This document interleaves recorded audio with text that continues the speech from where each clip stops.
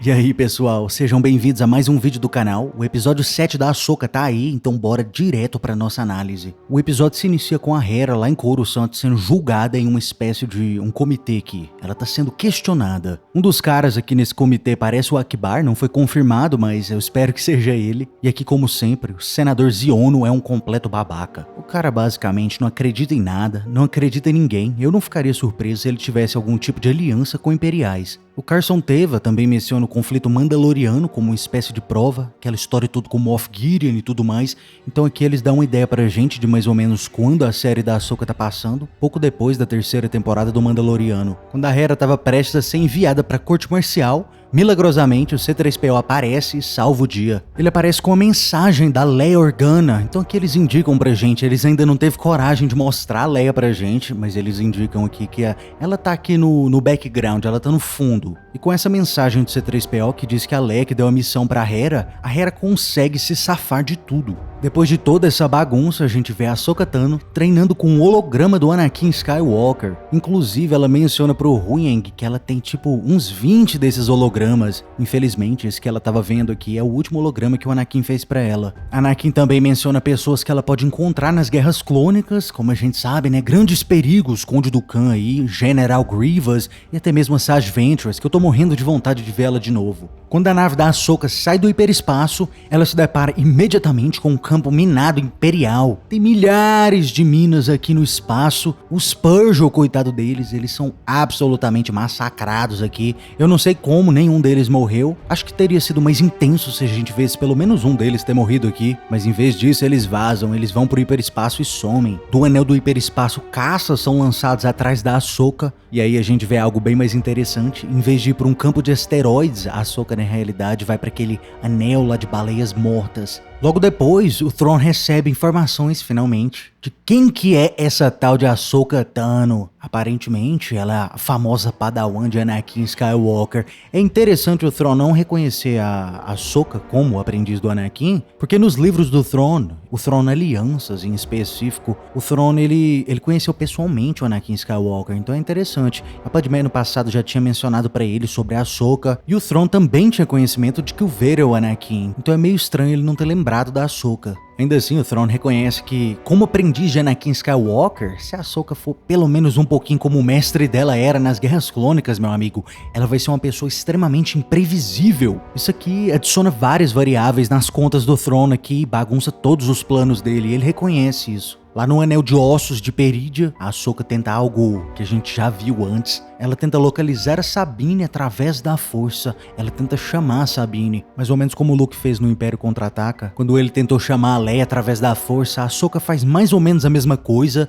E o mais interessante é que a Sabine escuta isso, o que coloca aqui a sensibilidade da Sabine na força bem mais alta que a gente antes imaginava. Conversando com o Ezra, a Sabine fala algo muito interessante. Se você acha que de alguma forma essa série ou o Thrawn pode quebrar o que aconteceu nas sequels, a Sabine fala algo muito revelador. O Ezra pergunta pra ela se o Imperador morreu e a Sabine fala que é o que dizem os rumores, né? É o que o pessoal tá falando por aí. É claramente uma referenciazinha de que Palpatine não tá realmente 100% morto. No segundo que a Ahsoka consegue finalmente contatar a Sabine através da força, no mesmo momento, as bruxas que estavam lá ajudando o Thrawn, elas usam o GPS da força, triangulam a localização da Ahsoka lá no anel de baleias mortas. O Thrawn passa o comando e o anel do hiperespaço imediatamente começa a bombardear a área inteira que a Ahsoka tava. De volta no chão, e essa aqui é a parte mais interessante, o Baylan e a Shin-Hati, eu acho que aqui eles oficialmente terminaram o relacionamento. A impressão que eu tive é que o Baylan sente que o propósito, os objetivos, o que a Shin quer na vida é diferente do que ele quer na vida. O Baylan quer encontrar o superpoder que tá chamando ele,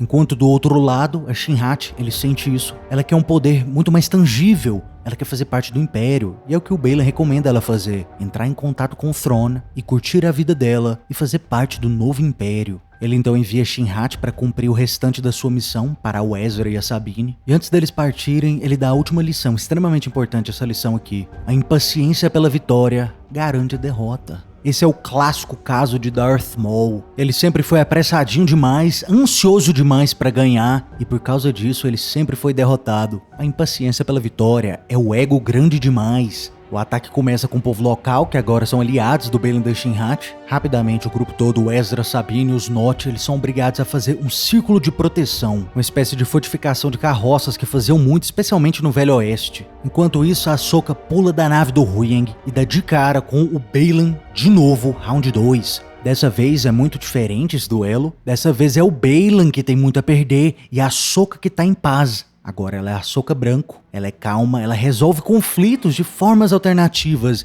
Agora nesse duelo, contrário do primeiro duelo que eles tiveram, a Ahsoka naquele duelo sacou seu sabre de luz primeiro, mas agora é o Baylan que saca primeiro. Ele tem muito mais a perder. Tecnicamente, o Baylan nem precisava de participar nesse duelo. Ele não tem nada a ganhar aqui derrotando a Ahsoka, mas tem um probleminha. Apesar dele ter quebrado a relação que ele tinha com a Shinra, ele sabe muito bem que se ele não segurar e não comprar tempo pra Shinra, segurando a Ahsoka, a Shinra pode estar em grande perigo. Então ele deixou ela embora, mas ele ainda se preocupa com ela. Quando a coisa começa a ficar mais feia, a Sabine tira o sabre de luz dela e entrega de volta pro Ezra o antigo sabre de luz dele. Só que o Ezra, ele rejeita o sabre. Ele prefere usar o que eu gosto de chamar de o Kung Fu da Força. E a gente vê que ele realmente tá forte, ele usa a força como se fosse algo natural pra ele. Ele teve vários anos aí pra treinar e estaria tudo bem até aqui se não fosse pelo fato de que em um certo momento na luta aqui, a Shinra ela consegue usar a força no Ezra. Eu esperava que o Ezra estivesse bem mais potente, eu admito. A Ahsoka consegue vazar do Baylan com a ajuda do Huyang e a gente logo de cara a gente já vê que